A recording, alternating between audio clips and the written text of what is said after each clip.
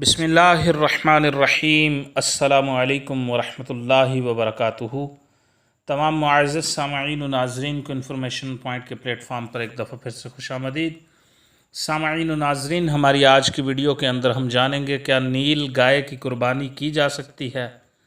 سامعین و ناظرین، دارالفتاء جامعۃ العلوم الاسلامیہ بنوری ٹاؤن کراچی کے فتویٰ میں مفتی یوسف بنوری لکھتے ہیں، قربانی کے جانور شرعی طور پر متعین ہیں، جن میں اونٹ، گائے، دمبا، بھیڑ، بکرا، مینڈھا مذکر و مؤنث شامل ہیں۔ بھینس گائے کے حکم میں ہے، ان کے علاوہ کسی جانور کی قربانی درست نہیں۔ اس حوالے سے اصول یہ ہے کہ قربانی پالتو مویشی کی ہوتی ہے، لہٰذا جو جانور فطری طور پر پالتو نہ ہو، خواہ اسے پال کر عادی کر دیا جائے، اس کی قربانی جائز نہیں۔ ہرن، زیبرا اور نیل گائے وغیرہ باوجود حلال ہونے کے ان کی قربانی درست نہیں، کیونکہ یہ اصلاً وحشی جانور ہیں۔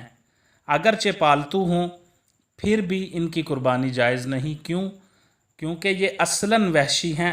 اگر ان کو پال کر عادی کر دیا ہے تو یہ ان کی قربانی کی حلت کے لیے کافی نہیں ہوگا۔ اصلاً وحشی ہونے کی وجہ سے یہ اگر پالتو بھی ہو نیل گائے، ہرن یا زیبرا، تو ان کی قربانی جائز نہیں۔